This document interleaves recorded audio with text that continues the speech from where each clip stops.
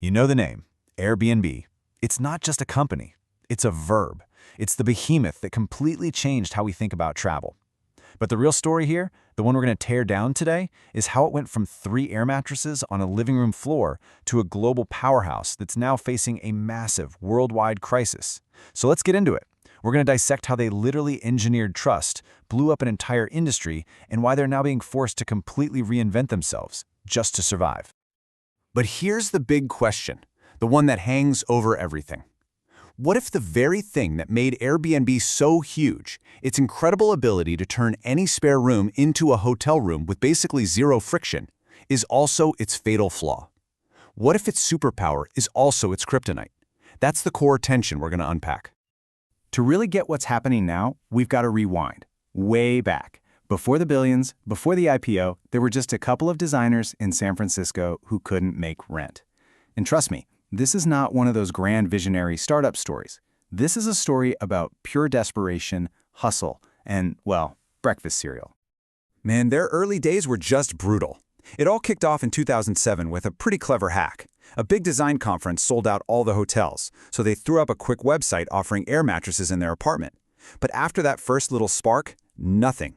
2008 was what they call the trough of sorrow. We're talking zero growth, credit cards maxed out, and every single investor basically telling them they were out of their minds. The real break didn't even come until 2009, and it had nothing to do with their idea for a business. It was because of this, $30,000. You see, with the company about to die, they came up with this crazy idea during the 2008 election. They designed and sold their own politically themed cereal, Obama O's and Cap McCain's. They were literally buying cheap cereal, hand-gluing these boxes together, and selling them for $40 a pop. This wasn't a business plan, it was a lifeline. And it got them just enough cash to pay down their debt and keep going. And this is why they finally got a shot. When they pitched the legendary startup accelerator Y Combinator, its founder, Paul Graham, he thought the idea of renting air mattresses was frankly insane. But that cereal story? That changed everything.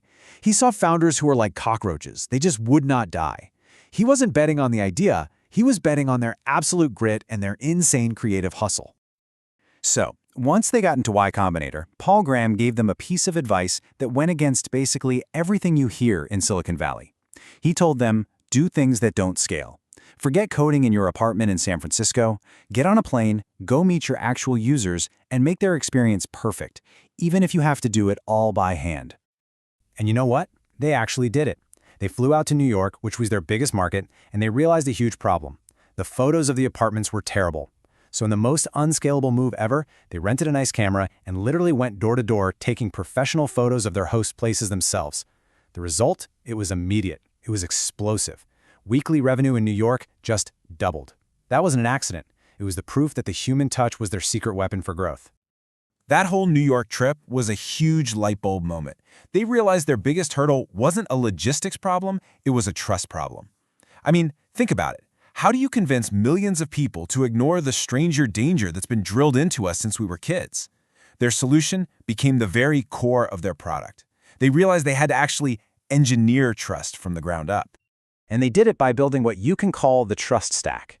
And you have to understand this part because it's the whole ballgame. Airbnb's most important product isn't a website for booking rooms. It's a finely tuned system of social engineering designed to make the weird, kind of scary act of staying in a stranger's house feel totally safe. This is the engine that runs the whole show. Let's break down how this stack works, because each piece is designed to squash a specific fear.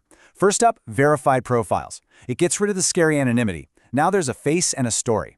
Then you've got secure payments. Airbnb holds the money for 24 hours after you check in, so you know you won't get ripped off. The next part is really clever. Double-blind reviews. You can't see what the host wrote about you until you've both submitted a review. That encourages honesty and cuts down on revenge reviews. And finally, the big safety net, the $1 million host guarantee, which basically tells hosts, hey, if something goes horribly wrong, we've got your back. Okay, so they built this incredible trust engine, and it worked. Maybe a little too well, because by making it so easy, so frictionless for anyone to rent out a space, they unleashed this disruptive force on the world that had some really profound and often pretty negative side effects. The growth was just off the charts, but it came with a huge price tag. Yeah, that trust system wasn't bulletproof. People found ways to exploit it, and that led to the whole party house nightmare. And we're not just talking about noise complaints. We're talking major property damage, and in some really tragic cases, violence. This quote here, this is a real email from a guest after their party destroyed a home. It's just chilling. It shows you the dark side of operating at that scale, and it did serious damage to their brand.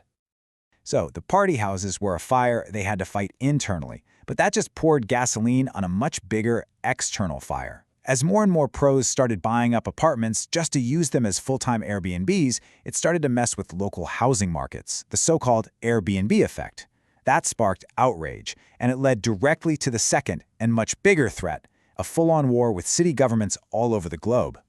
And we're not talking about a few small skirmishes here. The battle lines are drawn in their most critical markets. New York City now basically bans rentals unless the host is there. Paris and Berlin have slapped on strict caps for how many days a year you can rent out your place. Barcelona just froze all new licenses. These aren't just little tweaks, these are direct attacks on their fundamental business model. If you want to see just how damaging this can be, look no further than New York. After a new rule called Local Law 18 went into effect, the number of listings just fell off a cliff. It went from over 22,000 down to less than 8,000. Airbnb called it a de facto ban. And I mean, look at this chart. When a city gets serious, it can wipe out most of your business overnight. This right here is what an existential threat looks like on a graph. So, this is it. This brings us to the climax of the story. You've got Airbnb facing this giant regulatory wall all over the world. Their core business has hit a hard ceiling. They're backed into a corner, and the only way out is to evolve, to pivot and become something much, much bigger than just a place to stay. And here's the absolute key takeaway from this whole teardown. For Airbnb, diversification isn't just a nice-to-have growth strategy anymore. It is a matter of survival.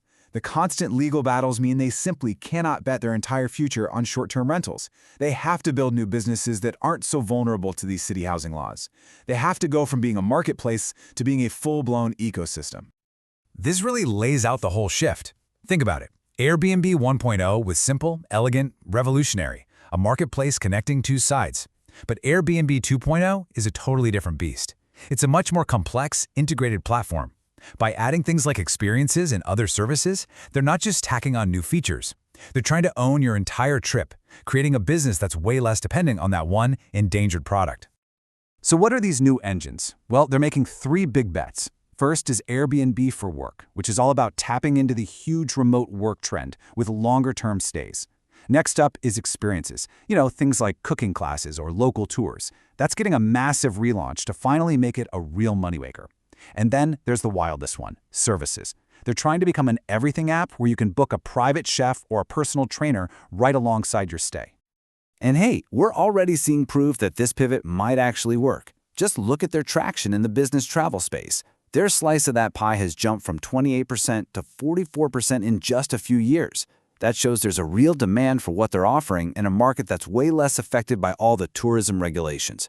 It's a really powerful sign that this new strategy has legs. So this is where we land.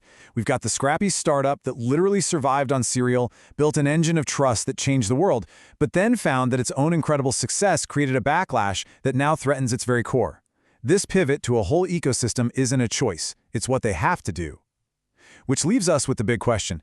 Can they actually pull it off and build a future that's finally bigger and more sustainable than its brilliant but very controversial past?